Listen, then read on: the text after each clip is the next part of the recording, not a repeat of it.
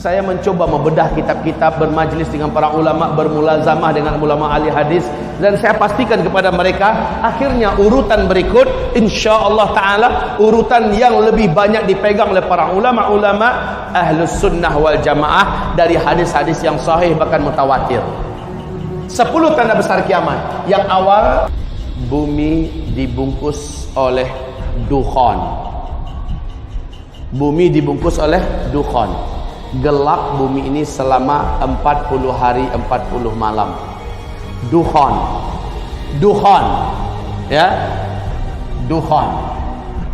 Dukhan ini adalah kabut asap, kabut debu yang sangat panas dan sangat tebal. Saking panasnya, kata Rasulullah sallallahu alaihi wasallam, orang-orang kafir sampai melepuh kulit mereka. La ilaha illallah, panasnya.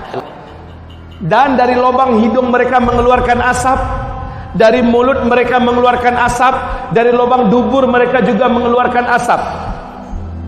Mata mereka seperti mau lepas dan keluar dari sarangnya. Telinga mereka seperti mau pecah, jantung mereka seperti panas terbakar.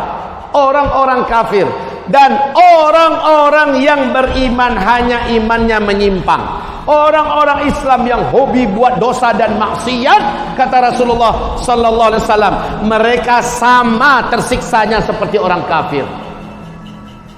Akan tetapi umatku yang beriman, imannya lurus dan amal soleh mereka banyak sebelum itu terjadi, mereka aman.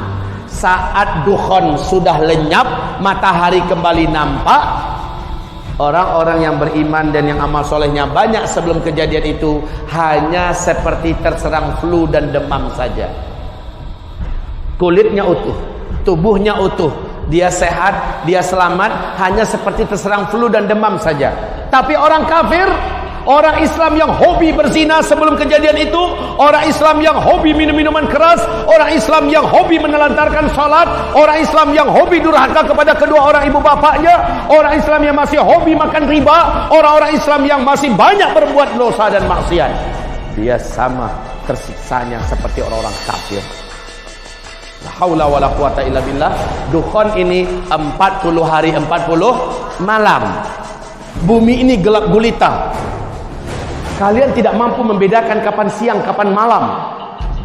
Bahkan salah seorang di antara kalian mencoba mendekatkan telapak tangannya ke arah wajah, lam yakad yaraha, tak mampu melihat apa-apa saking tebalnya dukhan itu. La haula wala quwata illa billah.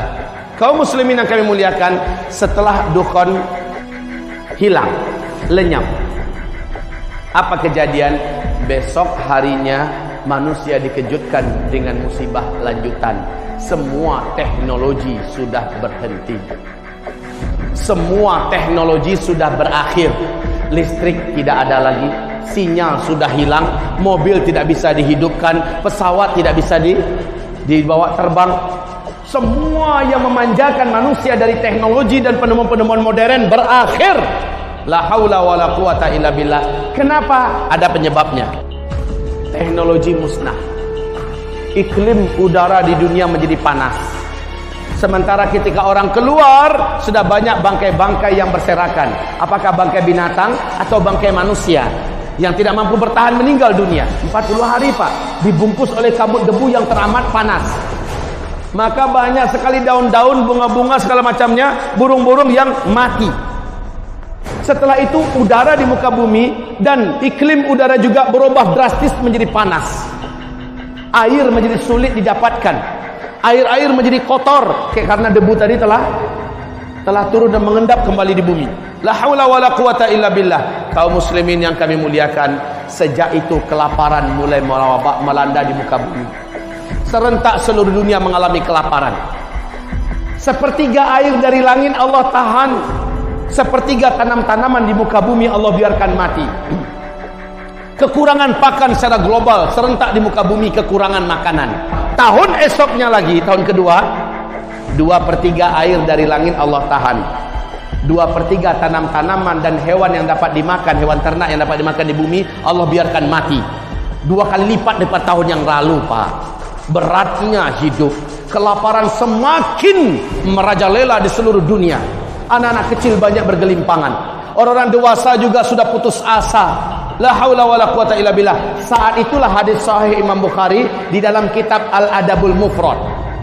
Rasulullah bersabda, tidak akan terjadi kiamat sampai tetangga tega mendatangi tetangganya demi memperebutkan sepotong roti yang ada pada tetangga yang ini membunuhnya dan mendapatkan sepotong roti itu. Setelah itu tahun ketiga sama sekali air tidak turun dari langit, sama sekali tanam-tanaman dan hewan ternak yang dapat dimakan di muka bumi mati.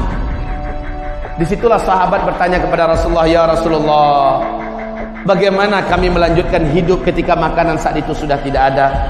Bagaimana kami bisa bertahan ketika makanan sudah putus, air tidak ada? Nabi menjawab, makan minum kalian saat itu adalah zikir. Kalian baca terus, niatkan untuk mengenyangkan perut kalian, Allah akan kenyangkan perut kalian. Niatkan ganti minum, maka Allah hilangkan dahaga kalian.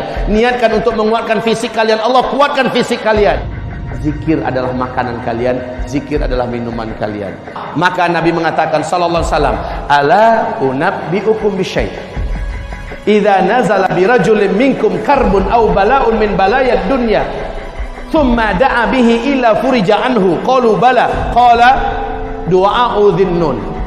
Mau enggak kalian saya ajarkan suatu amalan, suatu bacaan, apabila kalian mau membacanya, kalian mau mengamalkannya, maka tidak ada musibah seberat apapun yang datang kepada kalian, tidak ada satu bencana sehebat apapun yang menimpa kalian, melainkan kalian kalau membaca ini, kalian amalkan ini, Allah akan selamatkan kalian, Allah akan bebaskan kalian dari bencana tersebut. Mau, kata Rasul? Para sahabat menjawab, qalu bala, mau ya Rasul, mau. Nabi mengatakan, du'a'u dhinnun, doa dhunnun. Dhunnun itu adalah gelarnya Nabi Yunus. La ilaha illa anta subhanaka inni kuntu minaz zalimin. Sama-sama baca. La ilaha illa anta subhanaka inni kuntu minaz zalimin. Terdengar zikir itu membumbung ke arasy Allah, mengguncang arasy Allah. Lalu Allah perintahkan para malaikat turun, kalian periksa siapa yang berzikir itu. Allah Maha tahu, tapi Allah ingin beberkan ini kepada makhluk sampai hari kiamat. Malaikat periksa, ternyata zikirnya Nabi Yunus. Maka kata Rasulullah, siapa yang berzikir dengan zikir Nabi Yunus, apapun musibah yang dihadapinya dalam hidup, Allah pasti akan lepaskan dia dari musibah itu. Kesulitan apapun yang dia hadapi dalam hidup, dia zikirkan ini dengan zikir yang sebanyak-banyaknya, Allah akan bebaskan dia dari kesulitan hidup itu.